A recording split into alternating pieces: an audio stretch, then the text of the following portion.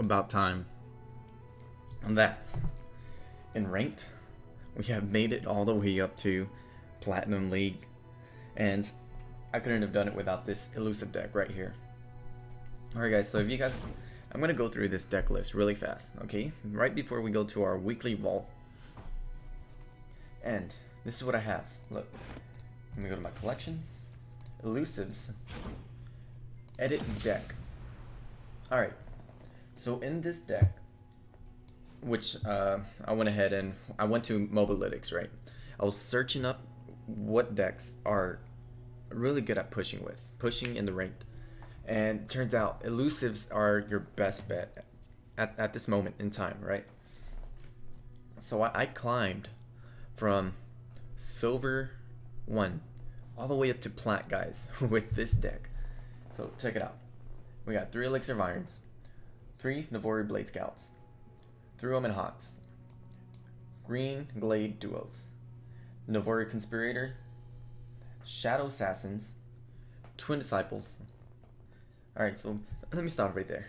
This up here, that's your main combos. Alright. What you want to do is, if you ever have a Blade Scout, you never want to play him first round if you are not attacking, guys, because you want to deal the damage back to your opponent, unless they're running like the shadow cards, and they use what's that card called? Let me see if I can find it. Shadow Isles. So if they use this 0 cost card, the Ravenous Butcher, and they pull that off first round from a from the Aristocrat, then that's when you would want to play the Blade Scout, alright? So you can block that 3 damage. Other than that, you want to play Navori Blade Scout second round and go ahead and go for the free 2 damage, because it's elusive, right? Unless you're playing another elusive deck, it's not gonna get blocked. Alright, so that's the Blade Scout that I do early game. Then Omen Hawk, I play that first round every time I have it, because it's just greater odds to give you +1/+1 to your next 2 allies. Green Glade Duo. This is a great card that goes with Wayfinder, guys, because Green Glade is going to get a +1 every time you summon an ally, right? So the odds of you getting an Ionia ally next, like at the top for the allegiance, they're like really high. So most of the time you're going to be getting Wayfinder and the allegiance bonus.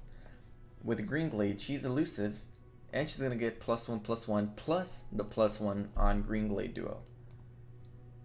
That's such a toxic combo, and it's like they're all low cost cards, so it's level like round 5 you're able to pull all this off, and it's just great. And that's how you start attacking and lowering your opponent's nexus down to 0 so fast. So going on, we have Z3. This is just it's just there because you get the Z bonus, right? The shadow. Deny Kinku Lifeblade. Kinku is what you want to buff every time that you have a buff card. You want to buff them with the Jeweled Protector. That you get that +3/+3. That way, Kinku, he's not getting destroyed by like Mystic Shot or the Orb. That way, he doesn't get all that damage. You're giving him a +3/+3, and he's giving you lifesteal, guys. He's also elusive, so they're not gonna be able to block him. This deck is all elusive deck. All right, then you have Wayfinder. Where we talk about Wayfinder, gives you the allegiance that helps you out with the Green Glade. Will of Ionia, that's for the battle phase. If the opponent has a champion card, you want to get rid of that card, put it back in their hand. You need to make sure that they don't have enough mana to put that card back on the playing field at the end of that round. Also, you have Jeweled Protector. We talked about that. You're going to want to use that on Lifeblade. And Windfarer Hatchling. You want to do this on your opponent's turn whenever they're like against an Anivia. If she's going to deal 1 to all your units, you want to play a Hatchling. Alright. because most of these are like one defense, and if you get them, give them +2/+2 this round, and Nivea ain't gonna be able to like uh, get rid of all your cards. That way next round she has no mana. Maybe you can block some of her cards and actually get rid of them. She has no mana. Start a round, you get free attacks. So if you have a full field, you get a free attack and possibly doing a lot of damage. So I really like this deck, guys. Look at that, 6 to 34. That's a really good odds of getting the Allegiance. And overall, the Elixir of Iron, that's it's for your, again, for like anything that does 2 damage. You could trade it for a Mystic Shot that way, and it's a 1 cost. You know, the Mystic Shot's going to be able to get rid of all your cards unless you have a Elixir of Iron. And that's pretty much it, guys. All you have to do is protect all your elusive cards. I really like this deck. It got me from Silver 1 all the way to Plat 4, and I plan on climbing even more. But this, we're going to keep going on this video, and we're going to see what we got in last week's weekly vault. So for the weekly vault, I didn't max it out again. I did not have enough time to max it out because I had to be running errands yesterday. But we're so close. I stayed up to like maybe 12 or 1 o'clock trying to max it out. Got up all the way up to halfway. This is without the bonus anymore. I didn't have the quest bonus. Yeah, so I played all these games, and that's how I got into Plat. Ready to claim. So what do we have? We have an expedition token, a platinum chest, and 2 diamond chests. We start off with the expedition token. A Laurent Duelist, Icevale Archer, Parade Electrorig, and a Relentless Pursuit. I think this is my 3rd card. My Relentless Pursuit is going to be, I think, my 3rd card as well. Crimson Disciple. We're building more towards a Vladimir deck, so hopefully I can start getting all those cards together. The Starlet's here. That's a nice one to get with a Nivea deck. Or a, like a Heimerdinger deck. What's that other one? I forget her name. The Spellcaster. But he's really good in her deck as well. Karma, there you go. That's her name. The Harrowing is a good card for one of your Shadow Isle decks. Rare Wild card too, that's nice. Been looking for those. Shards. Alright, so what do we have here? Laurent Duelist. That might be my 2nd Laurent Duelist. I don't think I've ever seen any of those in my my weekly vaults or anything. I have not definitely bought one of these as well. But that would go good in your Demacia decks. Shatter, right here, deal 4 to enemy unit if it has 0 power. Again, with the Anivia deck, this low spell is it's a good trade right there. Alpha Wadclaw, that should be my last Wadclaw. Triferian Shieldbreaker, nice, that might be my last one. Greenglade Lookout, it's probably my 2nd one. Bright Steel Protector. This deck right here, you want to use, the Bright Steel, you want to use it in a Shen.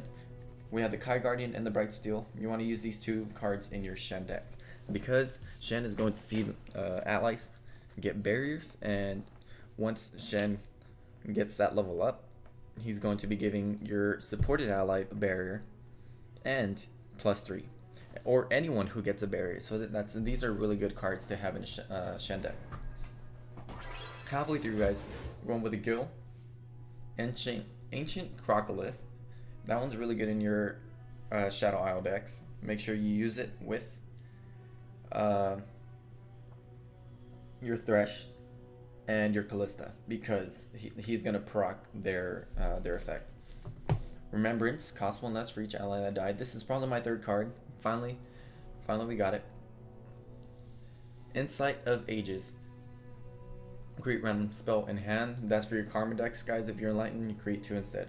That's great, because if you have your Karma and she's enlightened and then you do this, Karma's going to cast this twice. So you're gonna create 4 spells in your hand.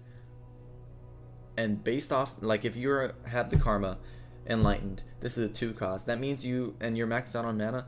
That means you should have at least 11 more mana gems to go, and you can just keep spamming like Mystic Shot, and it's incredible.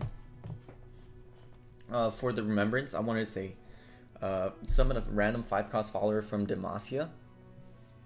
There's not many Demacias that are 5-cost, so you have a really good chance of getting a really strong card with this.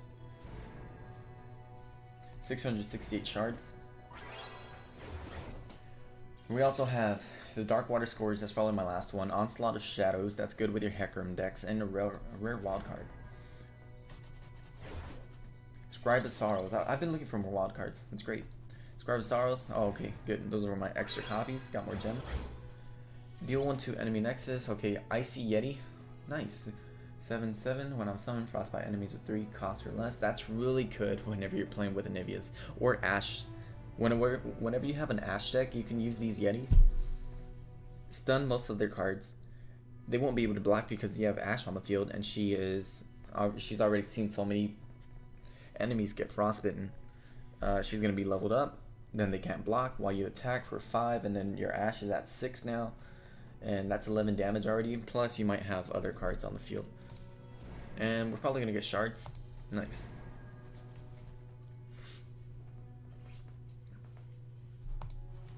So that's the recap, guys. That's all we got for this weekly vault. But just an update on my Demacia. I am at level 13. I have not opened any of these up yet, guys. I'm going to wait till I hit level 20. That's probably going to be by next Tuesday. So next Tuesday, I'm going to do a weekly vault and a Demacia loot opening. So y'all make sure to stay tuned. And next Tuesday is when we're going to be seeing all this loot being opened up. Alright guys, so on to the next video. We're going to be doing a comparison between my two decks, my two elusive decks. Got this elusive that I got from Mobalytics and the edit that I did, including my Teemo. So stay tuned guys, videos coming up right after this one. See you on a bit.